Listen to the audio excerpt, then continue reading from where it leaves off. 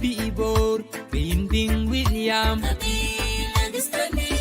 Ato in Juba Malatori hey am yo in Bing William Ato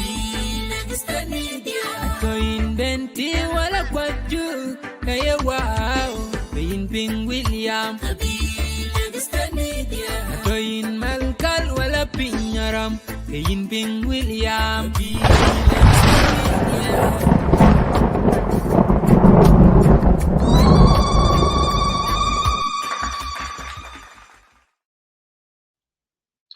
Hello, good morning, good evening, and good night, wherever you are.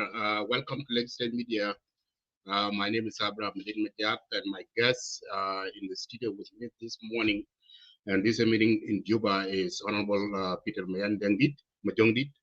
And for those of you watching in Clubhouse and YouTube and Facebook, please start sharing this show. And also too, for the show of today, we will be conducted in Dinka language. So for those of you who don't speak Dinka language, please, my apology to you guys. So I'm trying to, today we will be, the show of today, very much, we will talk in Dinka language. We're going to die in Lake State Media, YouTube, Kujala Clubhouse, Kujala Facebook, Wajaka Moab. Ran jam ko tan ran ci labda medin majak and kujala ran to studio no ngan bañ Peter Mayen Majongdit e bañ yena kat presidency in 2024 this year yena one of the candidate. So today yena jam ko wo lek ko loro de party de nguloy pi nong yu Sudan a campaign season for those parties when to registered in South Sudan. Okay, I will be caught election. One of the person, Peter Mayandi, Ranchero will declare a President Salva Kiir Mayadi to challenge in election, general election of this year in 2024 by April. So we had come out. So man before Bog Jam, Bog Lord Jam Dai, Manamong Dan, Bomanamong over tea. Ko blue yen makanda ye pursa buraluel nga rane chol Mayen akrong Peter Mayen Majongdit nga ngwe loy ku bolle party de kaban ben Mayani chamu kadi wa pol la pe ku bai bena chamu te den ta ke tna pe yena padare ni ke legal set media ji pombiar ci bay wo de kolak akal legok da kudong party do rene party do ko nguloy man nguloy rat tari election ci yo idong 10 month or 11 month ko bu ko be junub Sudan blo krong election nguloy party do ko nguloy in chairman kan ba baradwir blo election in chaba lek with Lake State Media ku coi win ku gian wala coi win chia pin pat and cho Peter Mayen Majongdit and man Junub Sudan ai tong dan mo yang pe le la ram pe jet bapada ata kwa jok and chi akut cs achu jok pen kwa akut cs kan ayen kwa cho People's Liberal Party ko joko balatin buru jamat ke ga kut ko cs ya ku kwanchen ku baya randen watani kwa kut kenen to umbrella hizibun niar koch kudan cs kan akurun niar koch kwa kurun wuju ko pada taba tada angeka pan junub akite tong ga jara gwik ku tada angeka ka juja dak pan junub ku paran macara bena diaw ku lela aken junuma wuku kwa chen junum chok tak aku diet siaskan aku coman ni omi junub Sudan apen paran atatin ku ache jenga rot ke tatin kwa kut sias metene ayelela akut match akol kang tengalat milit teng cho SPLM chỉ là bị bài ban giác truyền cho là cái tiền bài bé vậy cố ở dục lên là ở quân đó CS o cho umbrella qua chân cân lần mikit cố ở dục lên là bài cái deal toàn ốc kubu dial mai tao kian jeni wendi da ban jal bela kar kuben wendet le chop kuben ban lốp đồn bài mút te bi bài bedom takun ka ok wadil rom ruon kanik ko ji birana lwel engu chiloy kwengu wi chiloy ka to akudan tia president kan akudwen kinyu wa chen minta te libu ba gwer te dan chen dan yem rana kala tum te witin ba loy kan gidi di chop cho gidi ka jai pa na tin ku bawo pinwich ku etio ku yop ko ku yop ku le ku non bidial ta tin ku bi ba ba kayen o ente wikubu ger junub wa chen minta te libu pyo bi mit ko bi pyo kada ku pyo jinda wa chen minta tren to anyo noka e tren to anyinda ku libu ka lew kada wa chen minta kan wel kwa nyai e ngon o e won o ka dal wa chen minta ka won do ku bu ko loy bi diar kurinti ku bi la ka pa dun bi ta fin wa chen minta ka ya ku le ku ko men o pinum e mu e ku yo wo e ki men o pat ku ka yuen ma ro e ku ni chu wo so ko chen minta ka ya ku le ku a kêu num kwa ke long tui pinum lo ku bu lo ka da ka o wa jai zin qua chỗ quỷ cái trang có cốt qua chỉ tê trong thất có chỉnh ở trong thất có nhị có bây giờ tôi nhị của có đã em của chuông giao của lúc tuổi là nhiều dám đó của mét của bên của ba nhiều bor của bên của ba là nhiều vô của mấy tên này ở tôi rất tin ở tôi muốn này nhọt cho lần kia có tung đinh list cái nhọt cái lúc của bộ lôi và có loạt theo cái này và chỉ là tin buru chok ku quanh korot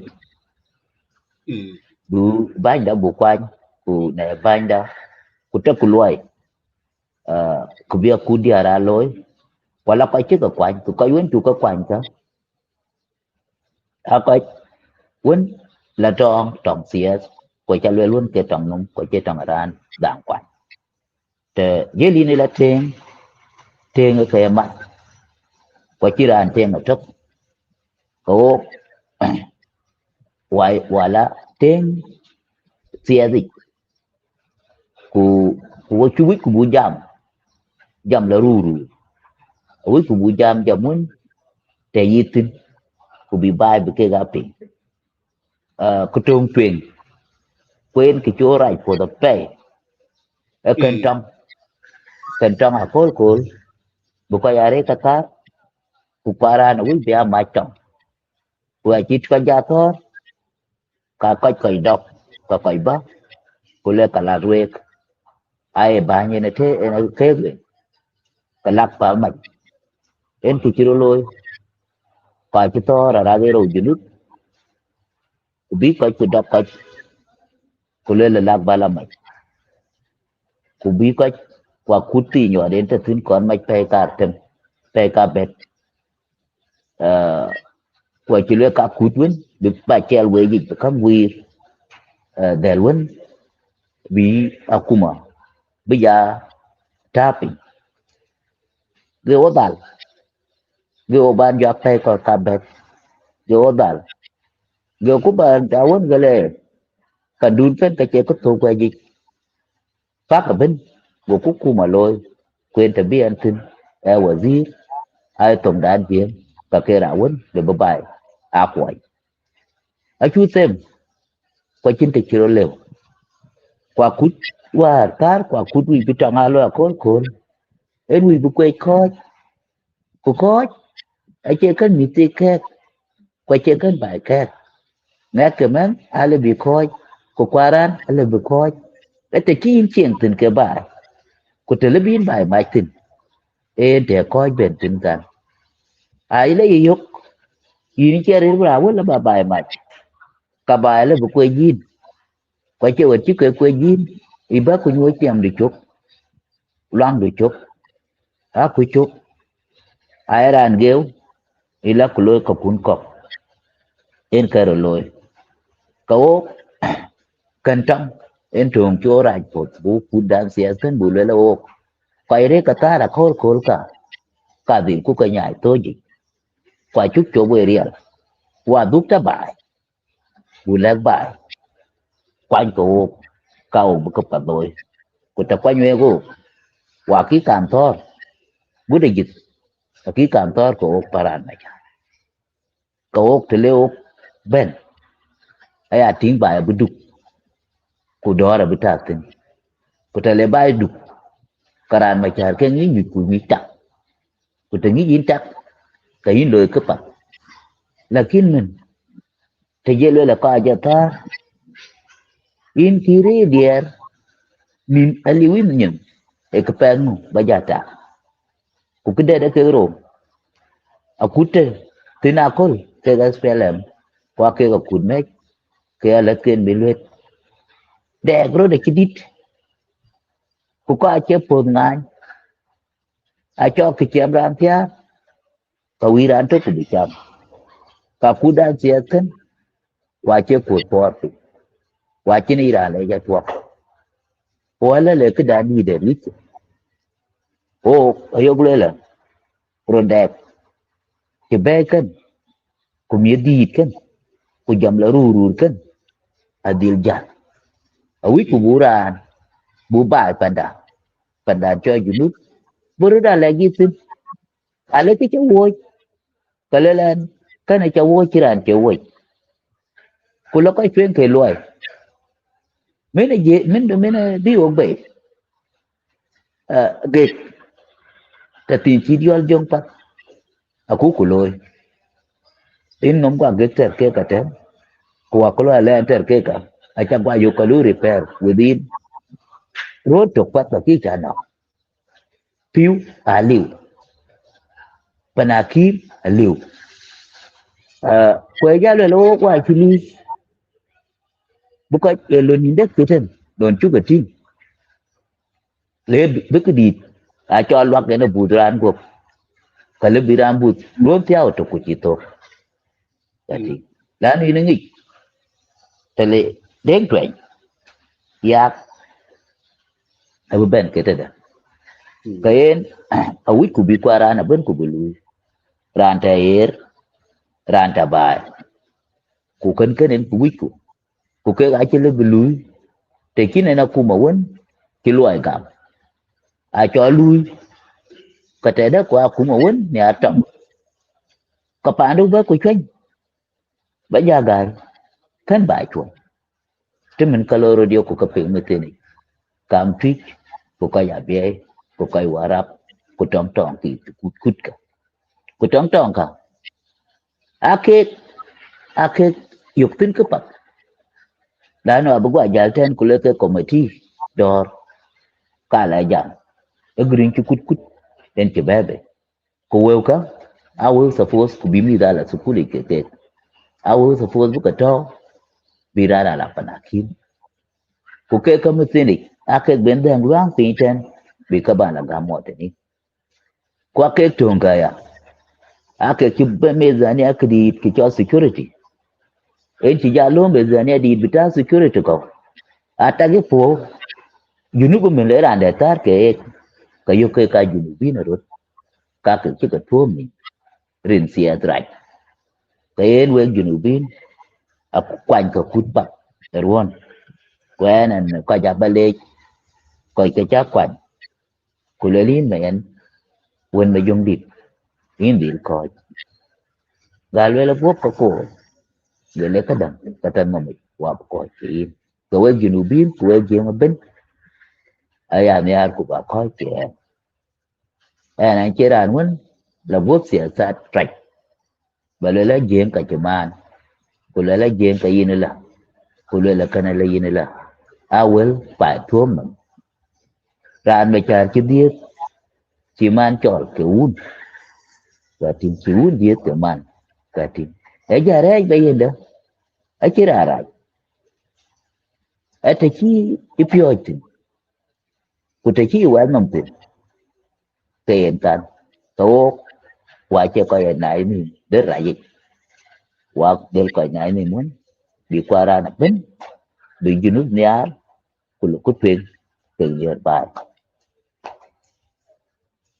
yin chale ban Mayandit Mayen Majongdit in chal do like wel cha kalwel wa ka wel bai quite by big big ka chire kan chimini yin kunum du ko jula kunum a spelam e tinka di ka baloy ka ki a spelam ki ja loy for the last 18 years ki ke buying loan chara chi ku ai ko dong rum chi ka no ro ra ka ai kwen ke a rum wan chi ke bai dom kwa chi bai mu mine 2000 and ko dong 11 wan chi ke alam chi ne jam ya so mine 2011 to 11 kana ku chi men as pele men mu bai ku ma chakle da cha ting bai ka da chi nom do ku ko ju da ji ben be ku le kana as pele aku bai mu ku election kina ben pen ti apro wi ye tin kadi akunom do ba spele mo betiam wal ci betiam ko ngu ko ba loy ko ki ja spelam ki ka loy men ki junu sudan ai chậm họ bây giờ chậm mm từ PO bây giờ qua bên chậm what ngó độ sạp cần như người Sudan qua bên chậm qua ra nó biết về đây luôn ấy chứ bên nào người ta phải vì cái chủ lôi của cái chip chi ngay nhìn của cái NPU của bộ quy trung truyền của bukan tiam của kia SPLM tiam ở là Dubai insecurity or the security situation en của bukan tiam ayo nghĩ contoh ruon en theo rồi là truyền abi dariel của bi muatan beban kat pande wat darat je ban bab be ba jol ka ban junub tabira pandu của bi jol aba dom của tie en ko nyen a chin ko nyen ka la gan duok lo pa a le ko ke le ka la tek ten lo ga ni lo tìm chục ba la con so o ku cho insecurity kan en ku pas en bu tiam kwa ki spela makele run ki kai kan tum mun chi na lel run chi ka no gon a che ke ga mo tin lakin min dom ba ki la du ku insecurity en ki ka lew ku ki ka ga lew la no akete chuk fin akete chuk aliab ake ko ka atokana kede de atin ka bu tiam a big pes wala mwana wala dia ka ke wi ba ka lel ka ba na yo ya pe ke atin ka bu tiam ki cho corruption dit po det ye tok ku ko det ye tok ti ka ken abdul ko tol la no te chien tin po ya dit ba lela ka wi ba ya do tok kwa tuam do tok ku man mahmud ku man molan ku ra det kanin ke chok ken ai chuk bangam ku chuer det ye tok ya chuer det tin chwa ra dom ka tin dom chwa ka di tem ro ken akdil ku tol ku akali pie dai o ginubi na ben ku cho chuer akali lakini ki ben men te di real det cái ide tin ku achia ka poli pat tin ka one of the thing bu ka dial tio ku bu junub at least the level of corruption will could reduce not less than 70%. Taban tuer akit lakin ala kaja bet bu ka dial tan tio situation kani kedet buloy khidmat service delivery تبعي على با SPLM John kula tiyela bayat panakim tawa kuyat panakim ta malaka kuyat panakim ta juba kula ka abe panakim akuma emu chiro loitin a kita den wan yang diglis katin good akol be ko ta ka juba ta ka tano abe wa du diglis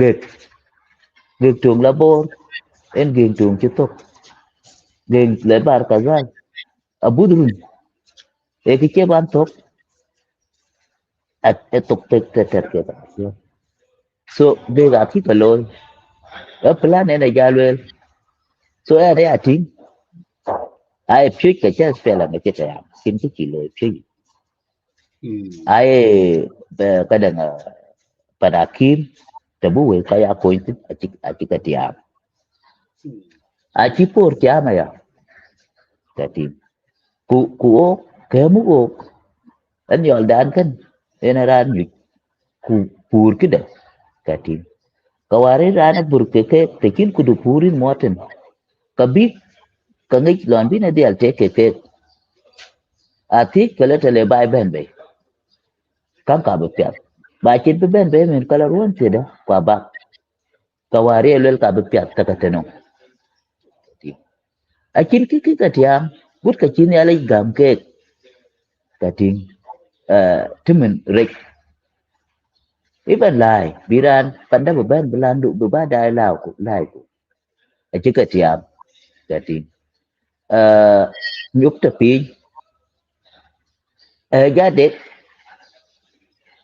timen mo kukuluye te loyetin a kwika aka iko ga ke a ke faida yotin te beno duga ya bu ko kok chini ale ga mo pi te chidi dap ka de nyinde kum mineral ko ka ting pa chu kwe ko ka chu wi be ka ting e chwa chro ya kwalen ke den tin yo kuje ka ting ku ka aka ga ne ale yo wadi ro cha ka ting ken and la confident ke sab julu kwani a kwani apo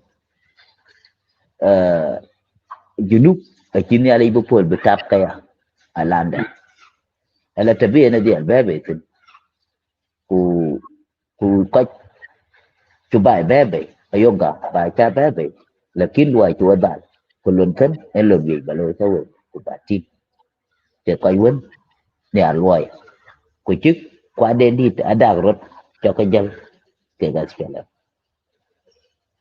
Pada rin chale red ban mayan kan ana tur cha kwen a cha god war kan ban aspela io the first vice president Dr. Yang Machar akila ka wajet da yin junub Sudan ana ki akilo for election ke junub Sudan ke ready for election so ku ken kana yi ne ki lu respond in kadungom ana cha god one achalo karanga the commission of election ko kumwanti kwan be kunom be be be election wa pro loy chambe king achalo that tienas pla I or cheni ready blow election for 2024 this year ke toke rare toke ti la ka 2030 because law election if you not we can ready man for election or other one kan welda kan loy clear fayda welda non ko ngoy ci lo gas do from aspela yo ki ka ko welda ki ka ci re di poy election e run kli ay lo ko ke bi ci gredi to ga jutti la carte national li ben ta di hak kan di benda kan fayda mu ci lo gas re kni ayen bateri tong jien chiang jien ngi ben ala zaman lor to wala zaman lor jodbe so run ka dien ko ta kumai ku berun ko karo bu ka ban jwaktin a ci arun ka dik ku mat zaman tinok ko ka zaman adi tabana ta dik tinin kin lore ci gudi ku tele yin lor a kira ba chol ku le ta kinga ba lor ka lor ka kitya ire pandun so la lor e yo ga duogi te nek cho gan wala ka kwa gan thay bài phán đi ba thay cái gì Quran hun chứ qua kala lor thì lẽ đà bị chết nhà là có kén wala kono cái là yo lor so qua chế cút là lor thì cái đuông đến thì cái lều cuối cho bị trạch bị chết là lor đã rất biên tràn thực thì chết là lor cái chơi ở đây là cái tiếp thì so okay cái lorot are very simple thì cái group wir của یک team thì lấy cái election thì lấy cái khó gì cả bức cái tiệm cái này về đấy bút nhà luôn trụ bức coi luôn để bị coi bản bên cùng hoạt cả là các can ping thì mình even bị cái rồi là em thì cái gì vậy là thì kia bên election cái election cái election assessment is about citizen I can buy cái bên của quanh của rồi so thì mình ô thế cái ô quy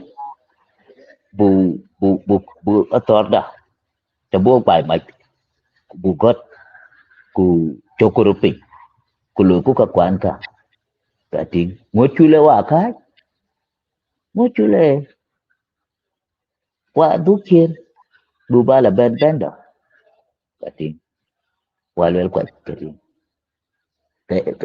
cái en ki en kan en ngô lel là espela bayo apa cái chút to quả chỉ đơn quán cái ter cái akuma ge dor ge loy kulu akuma lu sha kulu ka akuma akai kai làm đục achala đục ala pin lor tu budi kawala lor kati budi lấy lor lấy kiu kati buwa ge won ngak wadi ngak kak ala lor kati chi kang ida kuin chi để cái chi vô wala cha gop tiai cái bài ira bài kati cái achira ran mai ko ayin hizib nom chalik ayin kudu cha chi kai kala kuluen di de luel kan luen di de kan luen di de luel la junubin wala South Sudan ka che ready for election la gal ka che jazin election luet ketit junubin asaduk betau ko nim kulek ku chwet kara de chitak so kay junub ache kan Peter Mayan ache kan Riak ko ache kan Kir wala kana izol era bi junubin kwaj bingi keda teda o kai kai ka teda wa chi junubin bo kwaj kati ka kan kana luen dit ale cái jiran pen tuyệt ran panda ka che luôn bị jan junubin dia pen dun kan ina cho cái vi batania den wala ka konde ne ke tek bila to ko di ko bia pen tan ku bi jan lakini apa itu din pa ando ni na jan jini dia ngalwele junubin belo ke referendum ki kalo ke wadu ke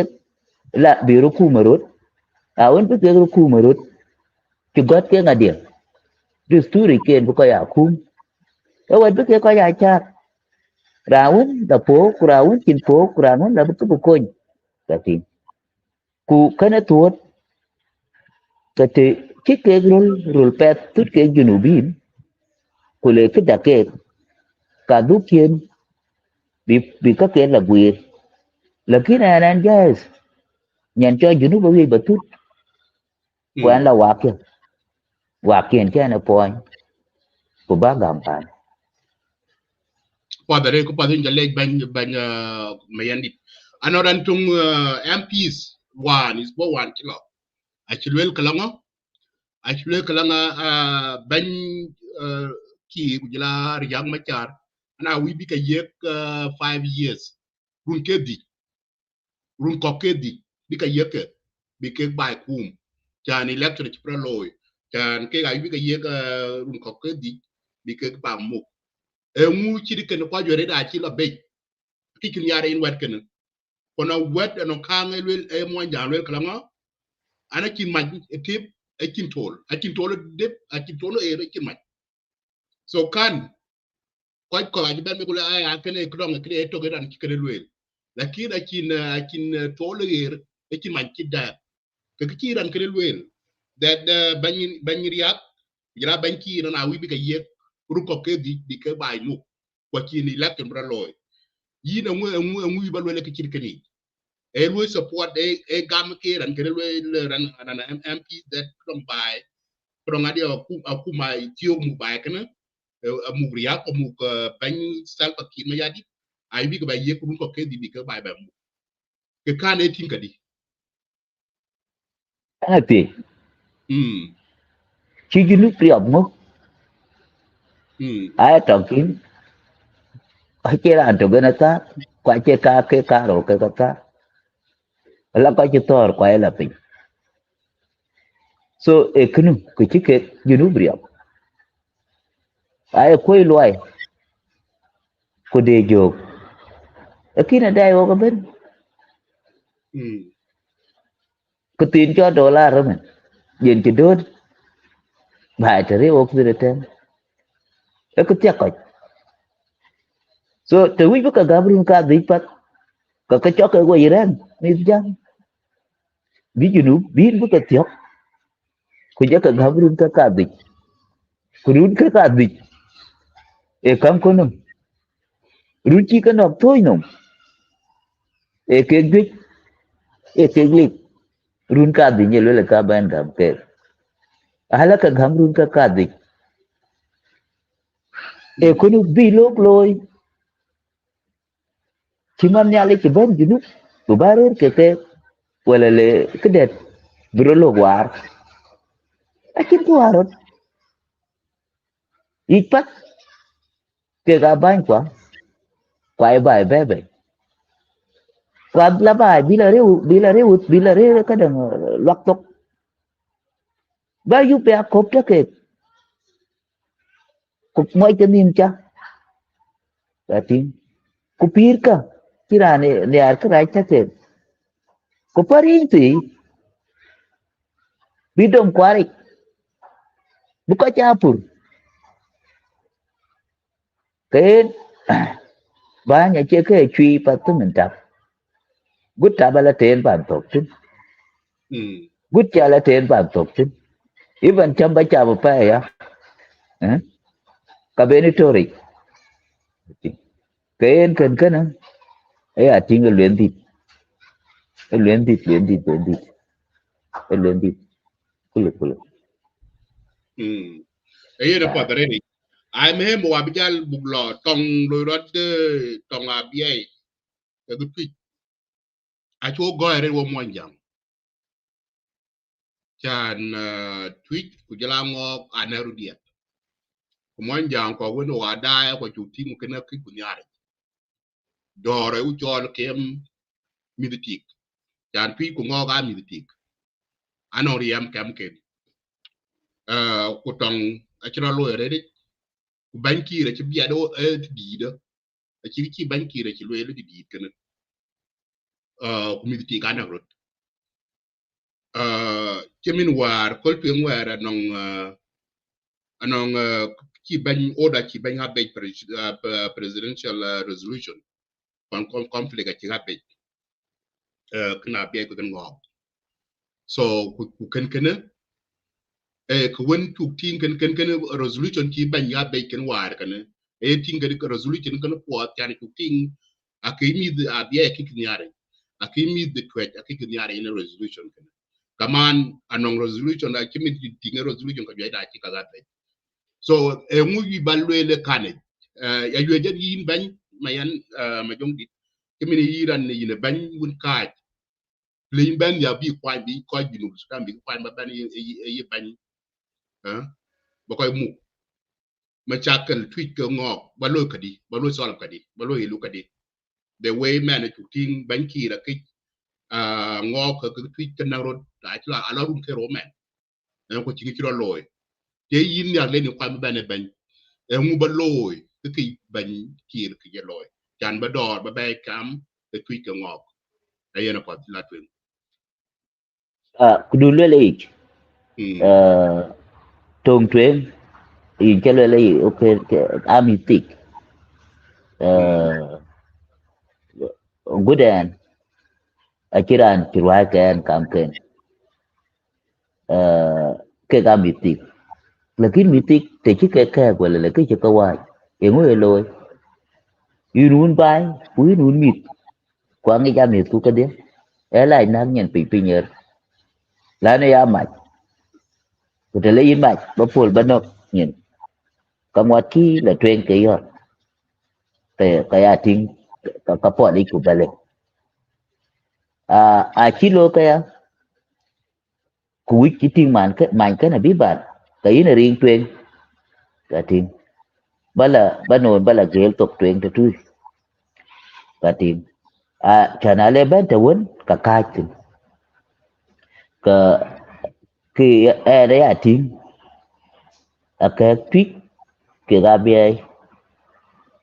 cha ka ga bu pol biet nyen titana ka ti de bila nang nyen pin bedri ku yi apat bu ko muk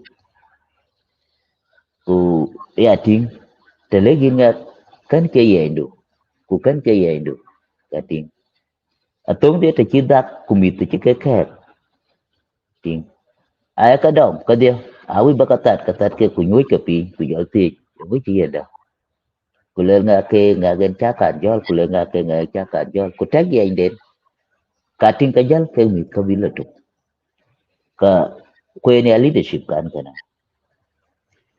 kwen kan ko won jam đi truyền cho nên là có là coi khác có là coi bài khác có thể chỉ có giá khác cả là cái anh thì giờ lôi can cái này anh chỉ là business cái any conflict when bro đã lại rồi và bây giờ là nạp nhận bình bình rồi cái anh nằm chơi là bro đã giờ và team thì nguy hiểm đâu thì tôi anh bà coi cho cái chào cái ku siasin SPLM coi piralia bikin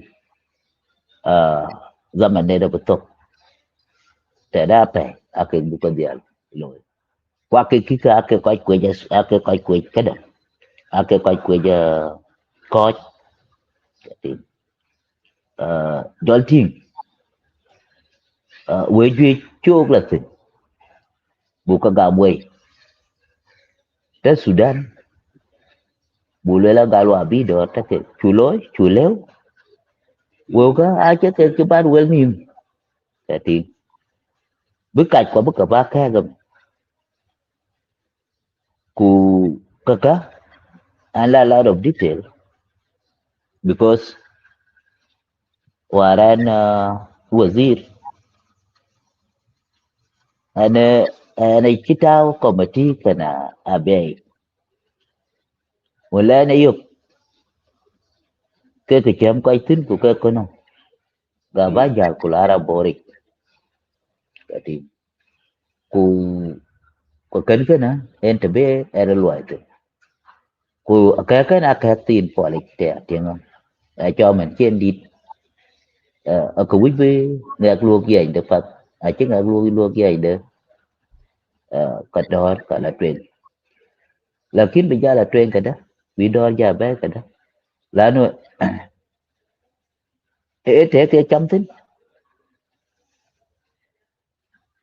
là nó vừa ra cả biết cái dục tính cái này biết cái dục tính committee thế cái chấm tính cái quát chấm alia bị cái ông junubin đến của cấp phật quý của coi vấn bị ra này chấm cái điện lôi thuần được bên quý cái padre đấy chan chỉ mình chủ thiên đồng rồi đó bia cái ngọ cái tweet cái ai chủ thiên xé cái chua tao sự ai chỉ trong vấn ở đây gì đó phải xé cái chua tao sự chan mua giang tè hai tờ rồi chỉ mình quạt cái này tờ qua cái niệm dụ bà đến cái sultana bóc coi đi bài bóc như cái pin cái coi vấn đi tờ rồi quay cái ngựa rồi anh coi vấn chỉ cái white chỉ nhìn mà cả puke kudoro coi cái block cái chém lakin kan acha belo acha tong da to chan cái giá trị pol to get mo yang cái loy tin que sia den thousand ko ne cái lo ran men cái chro men cái ngọ ko coi cái amiti ko tong miti ko le bi mo sia ram ko cái yek torto achi cái white to mo prut bi ka pol cái coi di ngwen e twitch coi di ngwen abia ka nyu pin ku bi miti wen chỉ cái lôi trống của giếm cái nim của đòn bi của đúc cái chén tẹt chén cái lakin cái đó lôi nữa cái đó thì cái bên thật thiết vô rất để cái đợt thật thiết vô rất mình như deal rất palku cái coi mình như deal rất thật thiết chứ cái tiệc thiết ada đến là dit jadi cái kan siasi nalu stafid minhu taban yani ipat kalau kau jalia batatin aku ikut amo cakap sisin dia bi arer tenak akum kan ik cho aku wih dia luet kalau itu ada cak kalah kukat ala kadet mat kuna mikra dire kan ko ke ko ali apto chialka ma purur bi ka tinge ko domke ko domke ko make ko luel ka kalu at kana chedi de kimin resolution ki ban ya be war kan ye ting bi mi chaka la bi ka tweet de close blo yelo wal ti blo yelo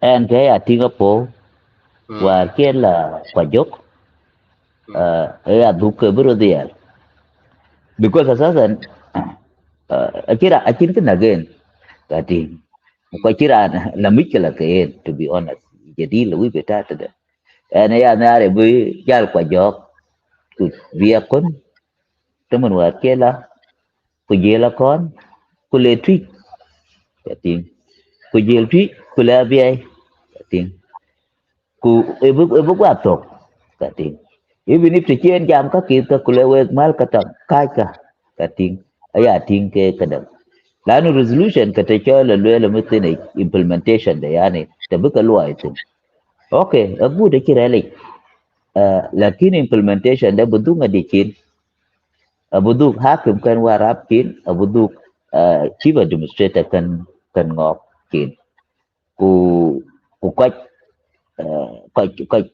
director kan security kau wanted to do including kau kadang kau ya quay có cái tiền so if the cái trong tweet và BI cái tiền logistic đến that will go down because với ai về cái will just akala trong đó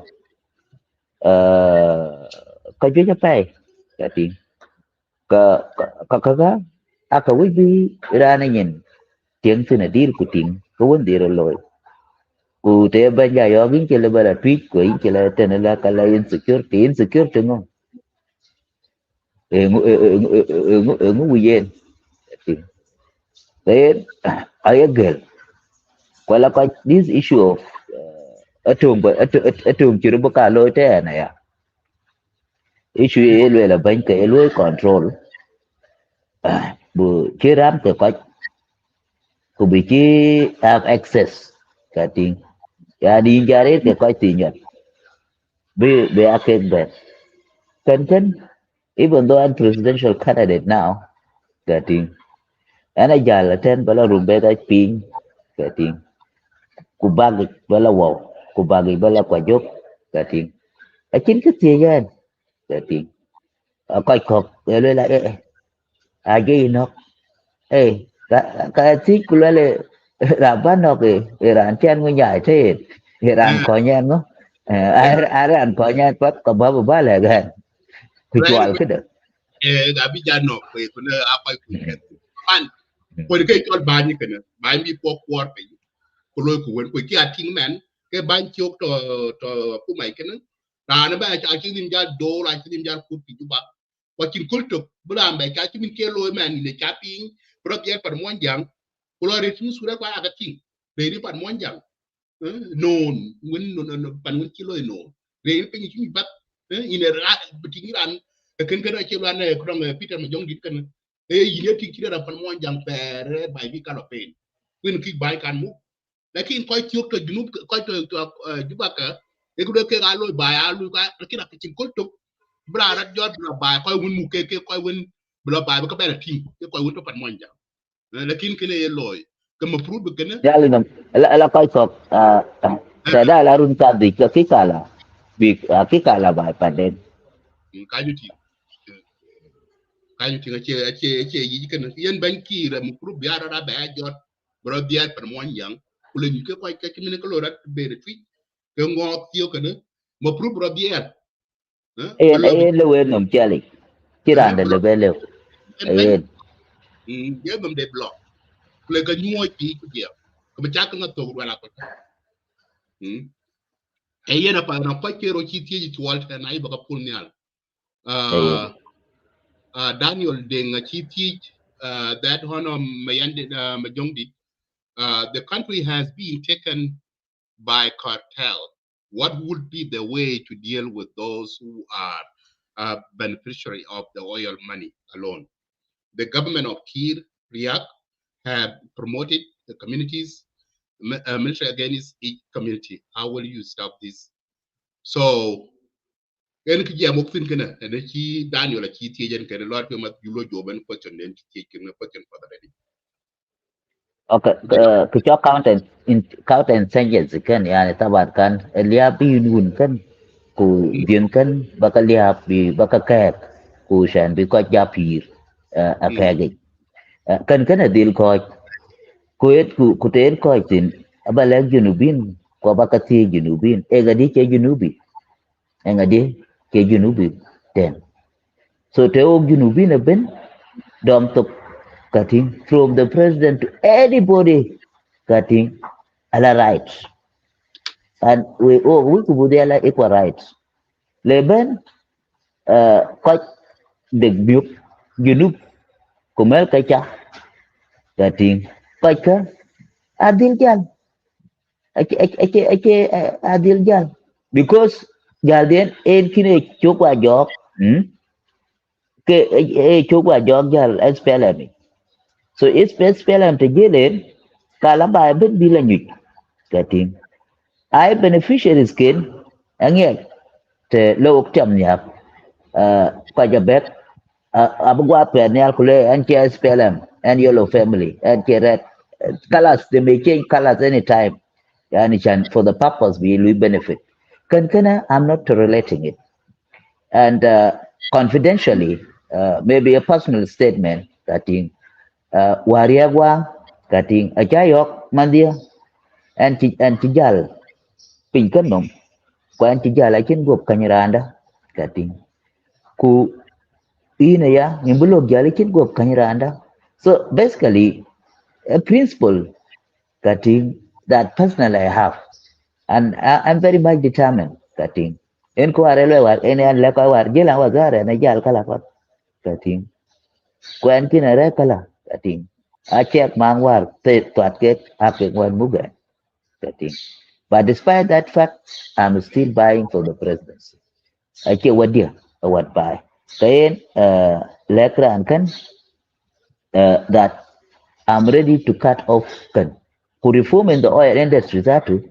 But we will reform completely. Cutting even shares for kan South Sudan. Abakat working cutting. Abakat working kau operators company cutting. Who even workforce cutting. Most majority of them were to put. Kin put that you don't wait cutting. So quite luitan ka na abdi ala kai kwa cutting. Kukan environment ya ten oil akabuting cutting. Be by environmentally friendly cutting. Ku ku pura lo ku kadit cutting. Ku tap industry lo ku kadit cutting. Ku lo ku kok cutting. Then lagi ba kwan akul la kai kwan. Father challenge ben Mayen dit nong akung denga ko ga iti no ko chukki raja ga achi ka ti no mina le ka ngule balwe la ngu baloy ku chol ko kwer ba ya kwal we akwal mo ko akwal kri ji bana ji bai to le kwer kit be ben na gi banyu ngu baloy chan be ko chu kwal we ka baka kwak pe we ngu baloy ti ko chen den ro ai le ka ngu baloy chan be economy chan be ko wen ko kimin men 95% you that are being actually yung ba lu approve ba economy by nial chan be approve lo bito ko wen ki lo binang lo so kan ken ni akung den ako gi ti la twen Ai ta coi win gwir ba ko coi win kwal bai kan a chin ko coin ke ko coin chamel ke chwer ku pel ko roping ke irma a chin mal chwer ku chi ro pel ping ka chin ki atin ku ko coin la no rana ba ati tok en kinen ben ba junub ya chwar ai a chwar ka nyu den ki cha kwal a le nom jan ka din na hut ku ka ken chi ka kwal ka te chi ke ka dil ka duok chen a chin ko coin ko ka tin kwan a kai ka tin a kal tok bain to ka cha thi ku la wana e ngu yin de kin chwer pon de le chwer ka chwer a dom pe ku chi ro tit ka na gi ka na ya han che fa bu to ka tin a dam ke ka tin kwa de lo ka tin ku kan ka na de li stop because e a kwa na tok te cho yin de la bai ben ka chi ba te min ju ba kan bu le ke pa ndu yin tok wala kwat kri bin le banya ka ting kuman ku ne chok ma mu de ne chok mo le ne chok pot parwai kwa ne chok e mu ja kai bi tin ka chit ka kai ka ting so it's better ka ting bukan tu bulat wen lakin fina ya kunu te cho yin pan kan banya ya ben kayin ma de betul pula itiok pat ka ting Pachiran chikan tiok ka wang de wala green de wala kono de aliu kita war bin be moria kaka kating ikin tara ikin ko alat kating ente hi ban ba lok tin pat to kol to wi kating kung wa de beniat tin pat ikin ko alat kating so kapat baka padaloy ko bedum ke mandu kating chan mando kol kien beban mi pir ko beni lo bot ko ben ke de ba lo loy ta mando kating so ke cho grit dit po adi da pai kating ku chwer di da pai jam la ruru di da po kating ku ko det a thong je ko bateno kating ko de ra nyem ra ne e nye gem ka ro gem kan kating a che ko ri la pai so ka ben adil ka pol ku en kan red family spelam en ka pol lakin te og yolo family kating bu ka ja pal wan ngo kating ran adil kan toide en dil ai cham a kin kan toidu kain yen ko le ben kan shabab ko kan kan thereby lambe economic and he has a right lakin tok Okay, morning. Chan bi bai bi piat ku bula twing kating. Aya akumun ta toy no. Eh? En opportunity chit ka au fursa chit kan. Ayen kaloi kating. Tekien kaloi kating. Ka shabab bilwa yo kada kating. Ka arer pat kating. Ikin nom loy. Ka o yolo family o kubulo ala one of the sector kina agriculture kating. Abu ko jwe industry abuko jojloy okay technology itself abuko jojloy micro enterprises abuko jojloy kati banking system kati abuko jojloy aviation sector abuko jojloy so kaka ben aka wuyo kon aira la poloi kati ka cho de po kati bo chwet bo spela bo nyai toy no ko buku ko loy ku kapa akit te kia di na mình chi pandan jeng pandai yo kala yo wontok pandai la yo karo pandai la ilwak pandai chini ilwak e kono ari ti tapan won ka kating ake chuot kaloy kudiar tapan won ake loyen kating kating lakin ai moy ba te chi en mi ka pyo loy ka bulu ka da kare wontok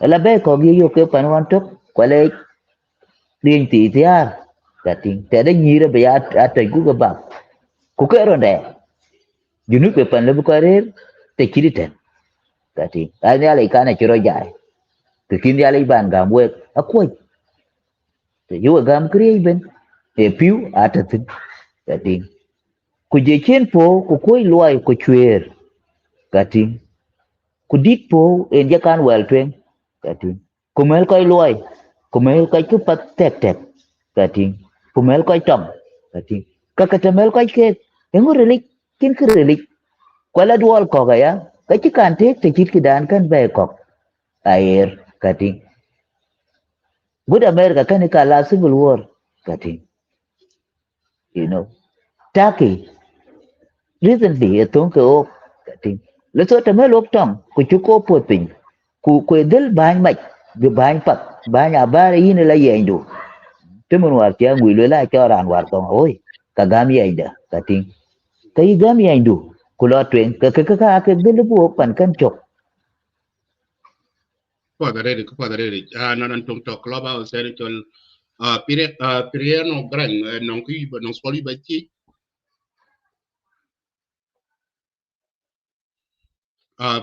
pire no gran ini apin.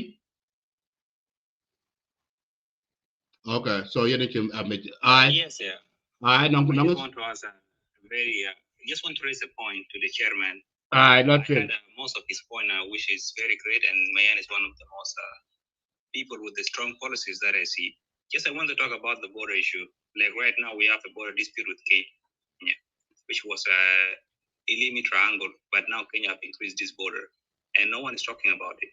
Kafia Kenji at the top of Raja there in Western Barahazad.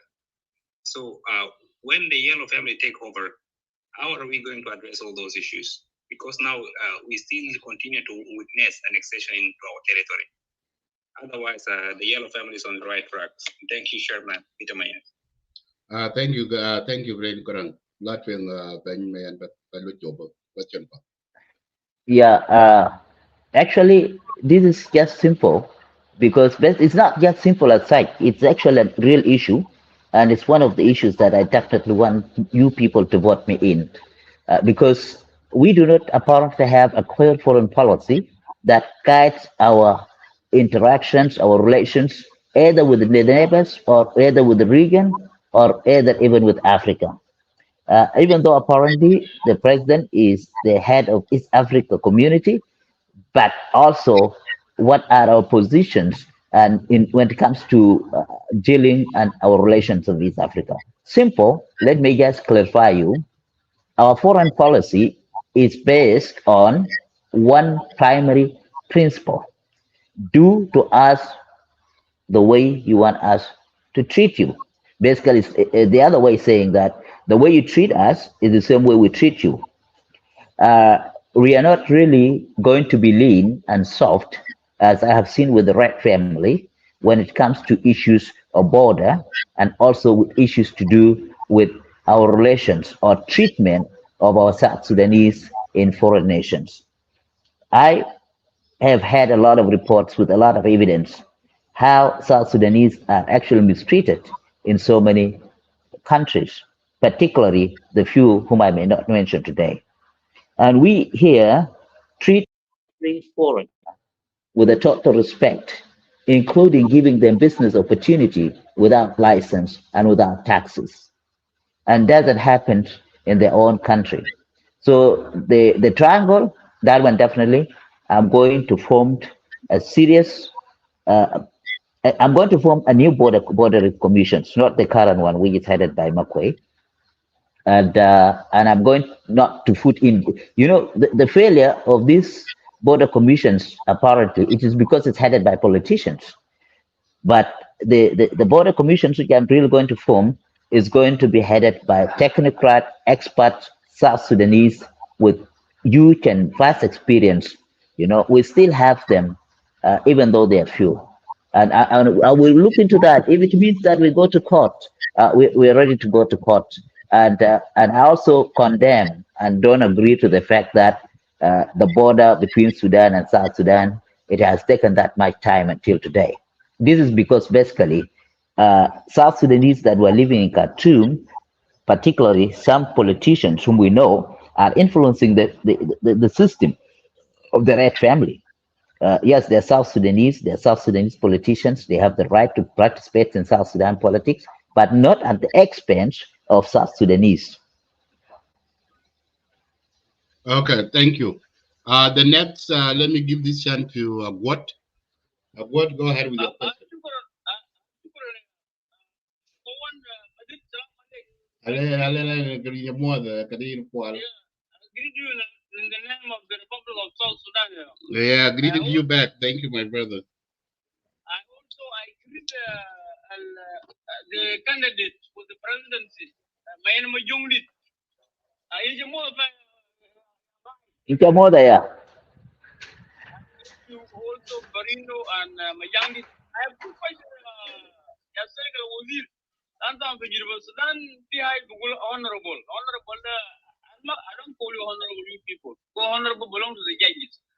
Soal number one. You are running for a presidency of the Republic of South Sudan to kick the SPLM, the revolutionary part out of the government. Yes.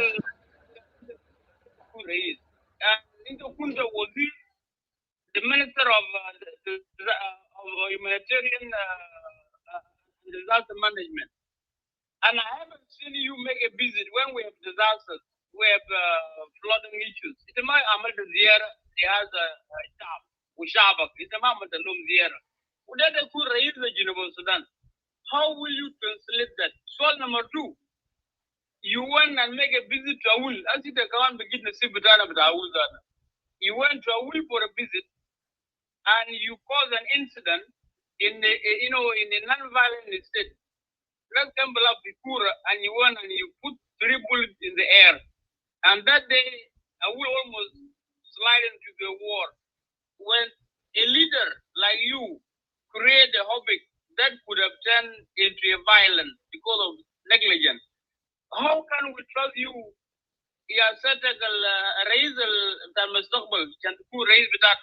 So these are the two questions I want to answer them with honesty. And I greet you again. Keep up what you are doing, Taban.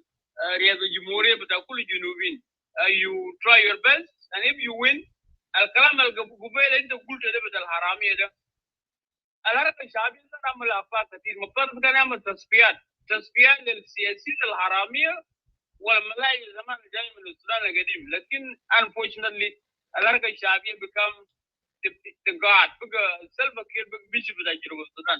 I yield back the mic for you, government. Okay, thank you. Go ahead, Ben. Answer those two questions. Okay. انت موضع شكرا لك جزيلا. اول حاجه اريد ان اقول اني قد زرت كل قد زرت كل المحافظات ما عدا 8 محافظات كان صعب علي. فالمسألة أنت بتقوله بأنه أنا ما زرت أي ولاية، لا غلط. actually الحقيقة في أرض الواقع كان معظم من أوقاتي كانت في الزيارة. فأتمنى أن تقول لي يا ولاية أنا ما زرته. فأنا زرت كل الولايات عندما كنت وزير الشؤون الإنسانية وإدارة الكوارث. في مسألة ما حدث في أول هذا غير حقيقي. مبدئيا أنا أؤمن بالسلام، وما كنت ما في أنا ما قاعد نشيل سلاح نهائي. زي ما أنت قلت قضية بتاع ده it has come up and will still come up every time, but that is not true. ده ما حقيقي يعني. أنا ما ضربت أي سلاح.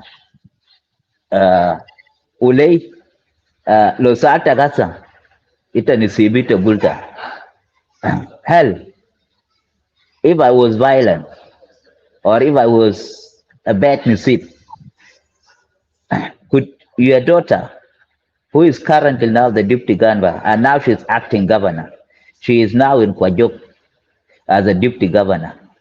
Kaya in 20 inchi lwedwel and che kwa jakong yin. Chin te chan kan kek tin ka wil ko chin te chu pro ka man wa lwel. Chin ting ban e pol bia ban ko e kwan bia ban. Ka nyan dun mi tin ka na kat be ra wil. Tok ale ben kan ziarat chin pan chapol. Guda wil pan dun e yin and chila. Wa cha wil sa chen bor. So chal tong akan le bati ka ting. Chin pan ka la tin. And chului po ben ya duk junub ke ko le ka ba yo ke aspela ma ke che ko le ga duk te junubin ko la bak ka wi bo ban lu ko la kina chu cha wi bo ba lu ya wazir ya wi bo lu ke ba indun a ko lui ka ba lu. So انا بشكرك جدا للاسئله، لكن اسئله كنت بين اجي صحيح.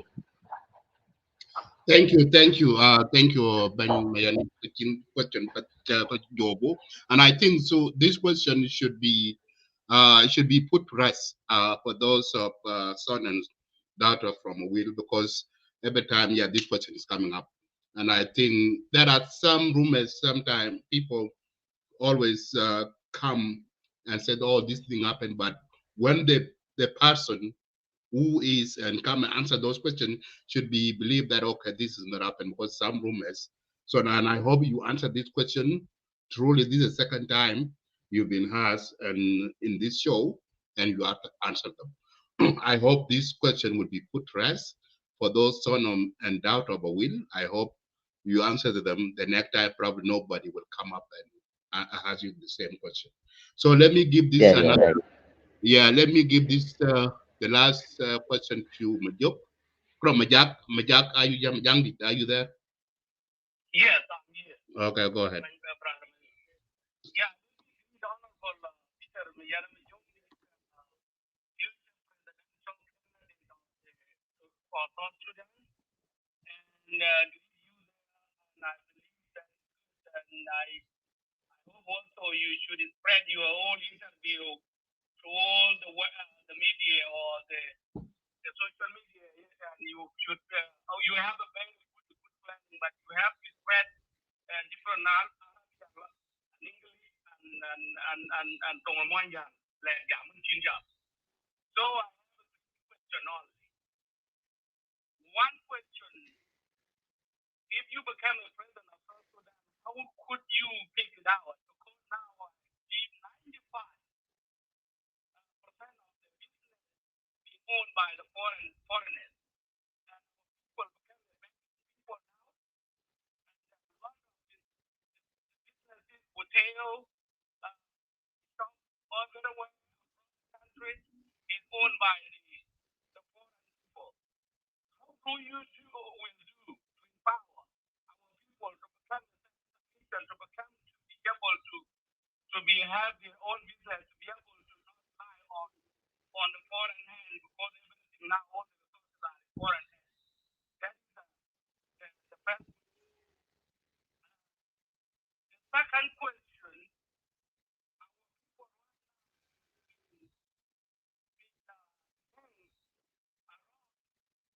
people saying they don't know what to do, but the problem there is the lack of ways to people know what they are doing. And the people are confused now, don't know what is going on in the country. So if you become a president, how do you show our people their benefit? Because people in the country become a nation, they rely on saying we are already a nation, and if there's something government not doing, then we don't say anything. So that's the second question. Third question, the final question. If you become the president, will the people of Abia vote overwhelmingly in 2014, I believe, for the help of the government of South Sudan, the people of Abia will some resources and let them vote for 98 point something.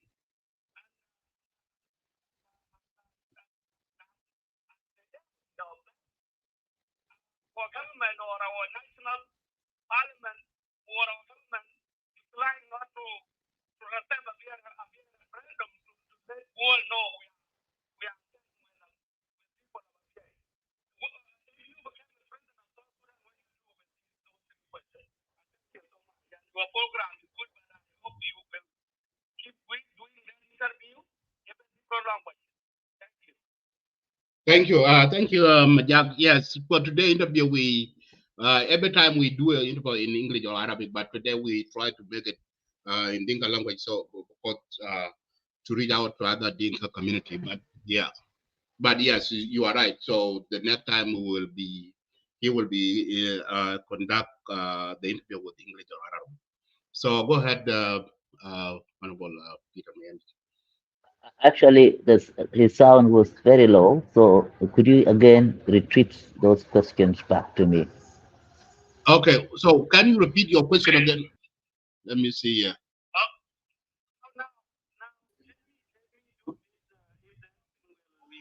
Now let me turn off the Bluetooth. Yes. Now it's okay now, right? Can you hear him now? Yeah, I can hear you. Yeah, a little bit. Oh man. Yeah. Yeah. How about now? How about now?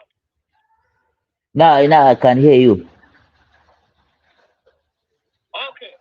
My first question was you are former minister of humanitarian affairs and disaster management, and I was saying we know 95% of the business in South Sudan are foreign people.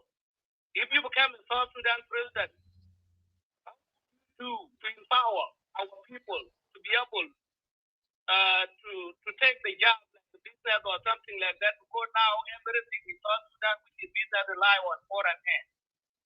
That was the first question. The second question I was saying, in terms of now we have the let me go to the second question. Let me leave the second one. Let me go to the final question, which is I'm talking about the referendum of Abia was done on 2014, and it was also a government of South Sudan who were help the people of Abia to go there to vote. But at the end, when the referendum done, the referendum were being sent to the government of South Sudan, and the government or the national legislature of South Sudan declined not to accept the result of a referendum to let well know we standing with the BA people, or the people of South Sudan stand with the BA people. And it was disappointed for the people of South Sudan, for the government of South Sudan to decline. What was the problem? Why the government declined not to accept a BA referendum? And that is the two questions. And let me leave the second. Thank you. So yeah, go ahead, and I hope you got those two questions. I did. Okay. The first question, he's talking about youth empowerment and job creations for youth. And even though we touched a little bit earlier about it, but he's now talking particularly on business enterprise sector because majority of South Sudanese, as he says, that 90% are actually poor, and there's a need to uplift their lives. Uh, we do agree, and actually that is our top priority because what is the point? Will we compete with the SPLM if we do not have a strategy how best to lift up the life of South Sudanese, particularly the poor one?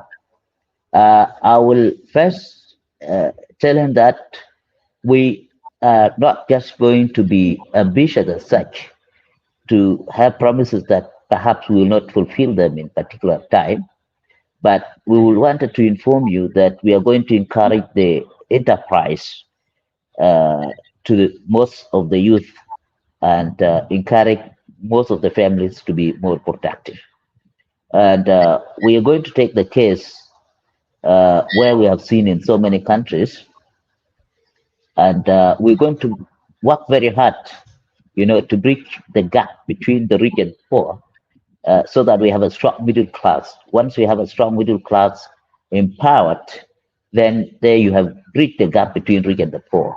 And in the other way, you have actually lifted majority of the families from poverty, and you will have also have energetic young men to be able to work.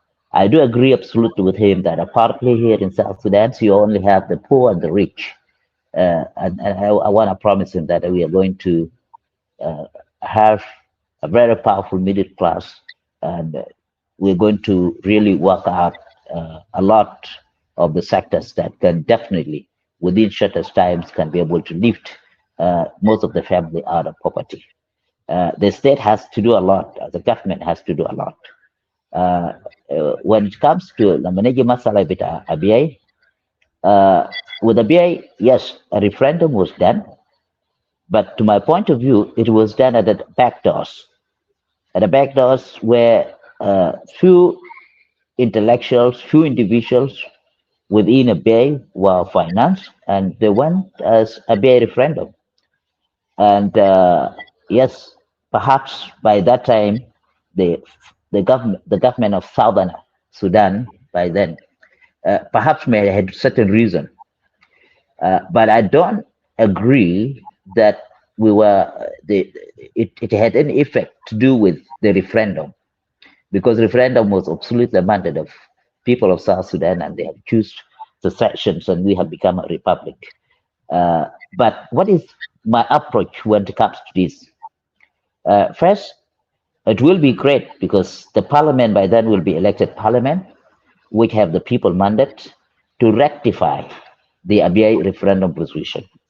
But much I can say, I will work a lot of diplomatic approach, particularly with the African Union, in pertaining to issue of ABI and other international bodies, because the Hague resolutions are there. I mean, the rule of Hague is there, and it's matter of rectifying those. And I don't think anything can hold me back to rectify ABI. And I will have a serious dialogue with the people of ABI, particularly those who are opposed and those who are in for. And I'm not going to do it by force, but I will use a strong diplomatic approach. And I do think I have so many friends within the region and also at the African continent and internationally. And through that, definitely we'll regain a BA back absolutely 100% South Sudan. Okay, thank you, Honorable Mayen. I think so. Will be the last question to our viewers. My last question to you, Honorable Mayen. Let me go back to the about when you were young, you play sport, soccer. We call soccer in the United States, but in Africa they call football. You were good. Can you tell us your experience as a soccer player? And also too, some of them, I see a lot of your pictures in social media. When you play, when you visit the village, you will go dress in normal clothes and you just go and play without shoes on your feet, and then play soccer with kid and other people. And also too, Madame Manuel too. She's a good soccer player, football player. So can you tell us your experience as a football player, and also too how some of us say that Madame Manuel she's better player than you. So they compare two of you. Yeah, So no. give us give They, us they, yeah, go ahead. actually, yeah, it's a good question. That will actually rectify that question always come up. First and foremost, we are a sport family. My own father was playing for Salam Wow, and he was a good player. And Alwell family too, they also have a very good sports background. One of his uncle is Yor, famously known as one of the best good keeper in the history. So we grew up playing football, and since I'm in Lake State media, I think people in Lake State can remember me when I used to play or in Lake State as well. I played for a team called Anil, and it was the first. I lifted up the first cup of South Sudan, and that was in Rumbek, handed to me by John Garang after beating Young Star by I think by 4-0, and I beat Zalan and I beat Beck. Uh, so it was I played. So in people's young men in Rumbek, I again and John Nil. So and I we played some of those of Imanut, Yabuini. You, we have lost some of our friends. They are not alive, but some are there. But they have all grown up. And this is when I played. So and Kituk Rumbek, and I stayed in Rumbek from 2005 to 2006. Good 2 years, and I actually know one day later on Kanjol, I think. So I used to tell people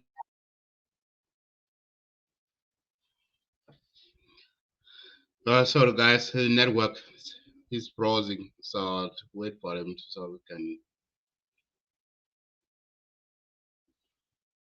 Uh, Thank you guys. Let me wait for a little bit. His network is frozen. For those of you quite die, white college for turning in, so let me wait for him so he can come back.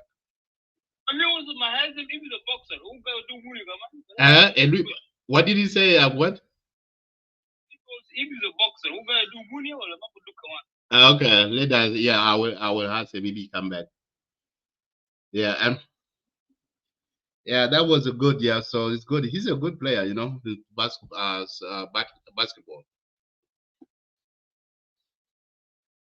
You mean soccer, or basketball? Soccer. I mean soccer. Yeah, football. Also, I did make a correction about the Abia referendum. It was in 2015. Okay, 2015. Okay. No, 2013. Okay, 2013. Okay. Yeah. Okay. Let me see. Yeah, he's not here yet. Probably his phone is out of power or is out of.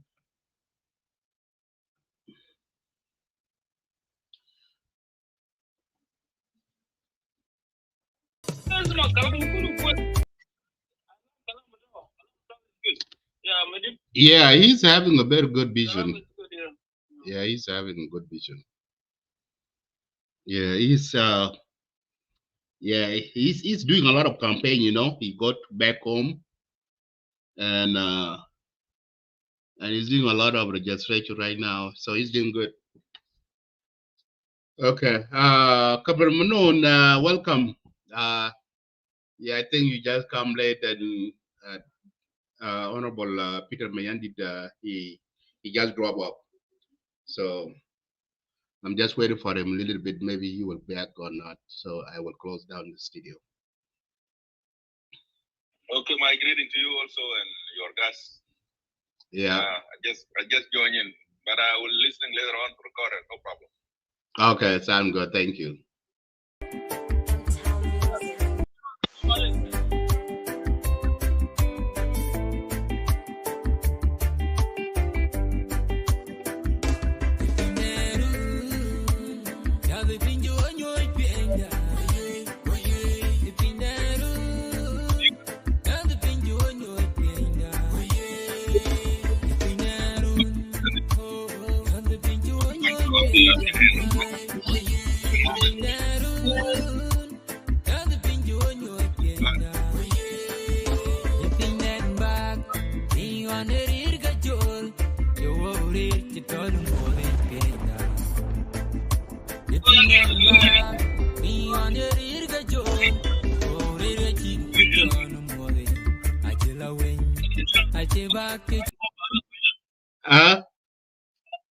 Okay, can you hear me now?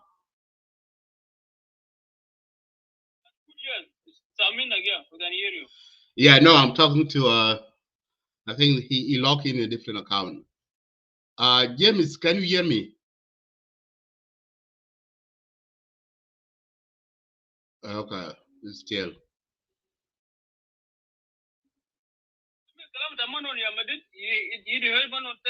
No, I didn't hear what Manon said. What did Manon say?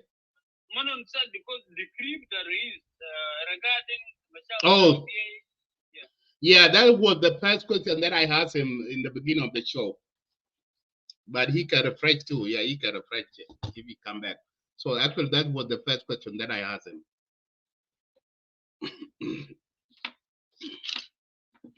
Or second question, actually. James, can you hear me? Yeah, they log in a different account, but they cannot hear me.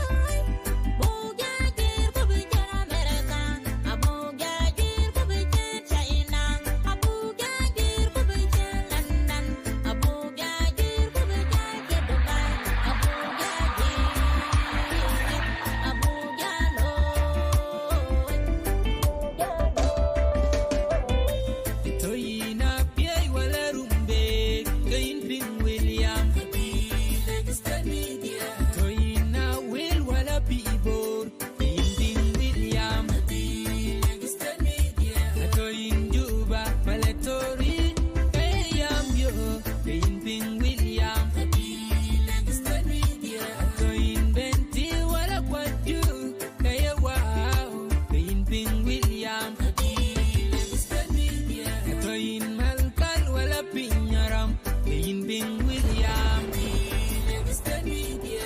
Welcome to Lake State Media, Beyond Boundaries.